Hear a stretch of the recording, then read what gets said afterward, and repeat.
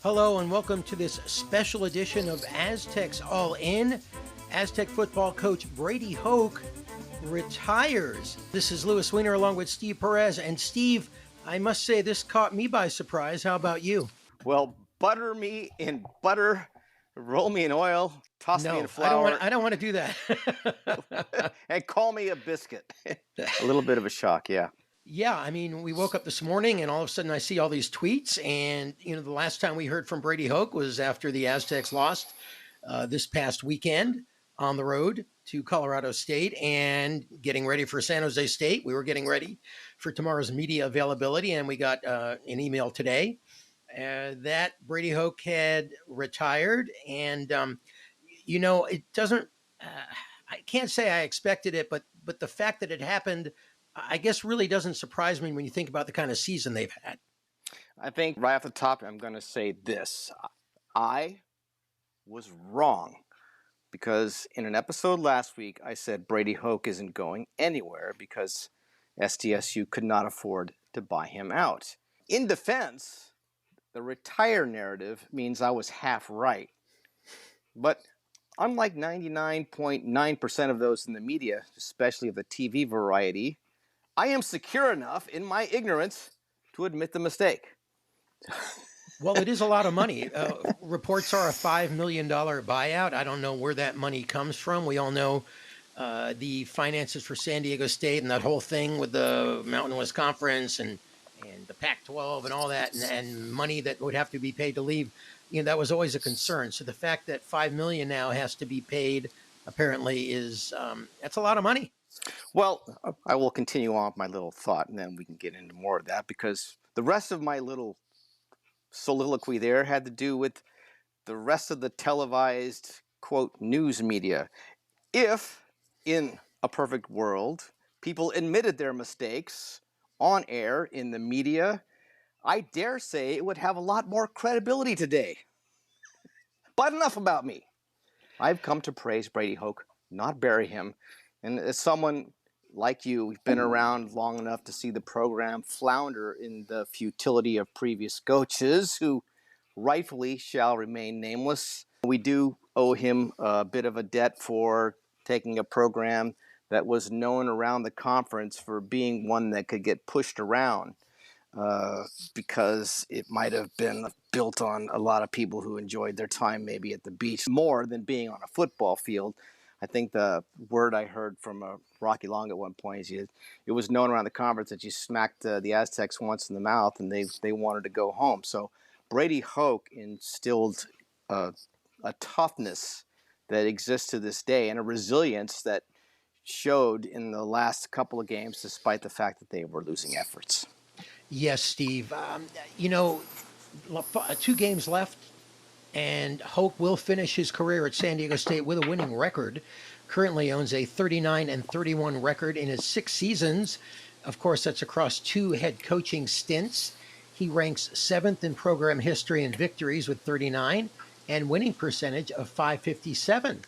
And for his career, he finishes 104-89, including stints at Ball State, Michigan, and San Diego State. And he spoke to the media today, Steve. Briefly, albeit, I was out there at San Diego State today. Yeah, I get to play the part of Jim Nantz, and you get to play the cover reporter. I'm enjoying that part immensely. But anyways, back to Hoke. When he began his career at San Diego State, that program hadn't seen a winning season or a bowl appearance since 1998, and turned it around from going 4-8 that first year to a team that was 9-4 and then beat Navy in the Poinsettia Bowl. And I remember vividly our time in a gathering because it was a great period for you and I as season ticket holders in a room with a bunch of other people who were excited about the Aztecs appearing in a bowl game for the first time in a long time. And Brady Hoke was there. He impressed me at that time. He stood out. He had a pretty powerful presence about him.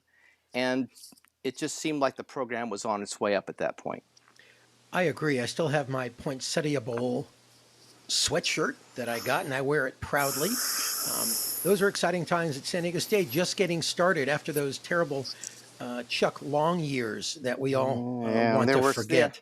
and there were also periods of just fair to Midland times where the program put a lot of points on the board, but also gave up a lot of points. And as far as one loss, it just wasn't a program that people were all that interested in following on a day-to-day basis. But I guess we should go to that Brady Hoke brief availability after practice today on the field. First of all, how about your impressions of before he started speaking? Did you have any observations before this all got underway? Not really. We were kind of brought there at the, as soon as practice ended, we weren't allowed. And then we were, the media uh, all gathered on the 20-yard line of the practice field. He walked up. He seemed very relaxed and asked, "Okay, what do you got to say?" And he probably answered a half dozen questions, and it was over in about 5 minutes. Okay. And he was very relaxed. He seemed very comfortable with his decision. And of course, our podcast listeners can hear that for themselves. Right. So it's tough. Apparently, time to move forward. That's pretty much what he said, and also had some thoughts about perhaps maybe not wanting to stay too long, and also about how the last couple of games the team means to play for the seniors. You love what you do. I got the greatest job that you could ever have, coaching young men and help develop them, their character, and the culture that we want to have. So that's the tough part. You're competitive, so you love the game also. But it's time. I believe me. I've done, I think, 42 years, and so it's time to move forward. It was time, and to move forward. I think if I stayed doing it too long, I don't think I'd ever leave. So it was just the right time to do it. We're playing for our seniors. We're going to play hard for them. I think we have, when you look at the last 4 games, I think, I don't like give up when people say that, but I can tell you our guys have played their ass off, and they're playing for each other, and that's what they have to do. You can't, you have to be competitive, and you have to have character, and then you also have to have a loyalty to each other, and that's what, you played the game. You got 11 guys doing the right things, doing the same thing to be successful. There's nothing like it. So the other question that was asked was he going to take the opportunity after retirement to move to a different program. Rocky Long moved on to New Mexico after he ostensibly retired at San Diego State and is now at Syracuse as their defensive coordinator. And he said, "Nah, I'm pretty much sure that I'm doing the right thing and it's time to spend more time with my bride." He said they started dating in 7th grade, so there's been a lot of time away. And also, he's looking forward to spending more time with his daughter, Kelly. So he says he's also going to miss most being out there on the field and trying to coach kids and develop them in any way possible. And his favorite part is being on the defensive line. Well, one of the questions I had for him that I got a chance to ask was the situation involving this retirement, because San Diego State sits with a losing record, will not appear in a bowl game, and for all intents and purposes, playing out the string. And I asked him if this season, the way the season has gone, played a part in his retirement. Brady, how much did this season play a part? If you were successful in going to a bowl game, would you have made the same decision? I don't know.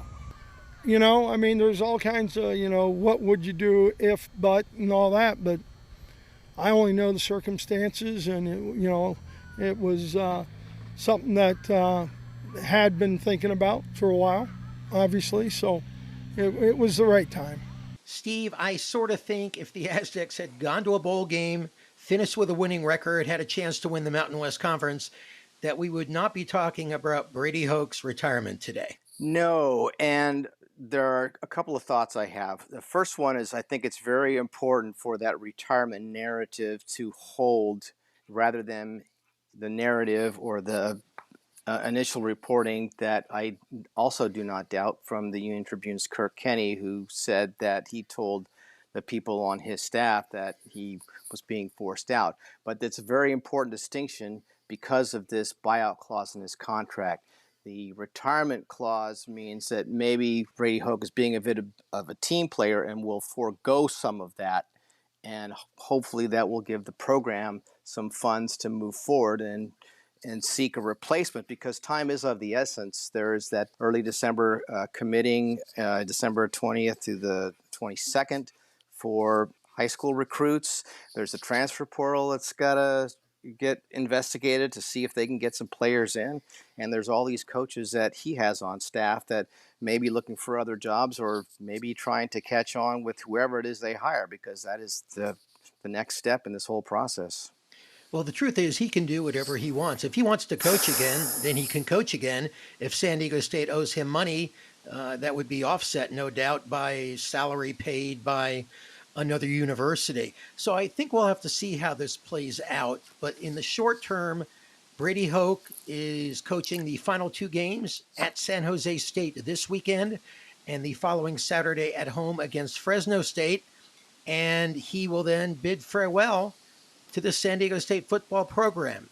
Of course, fans much appreciative of what he has done, and it's very sad that it sort of ended this way.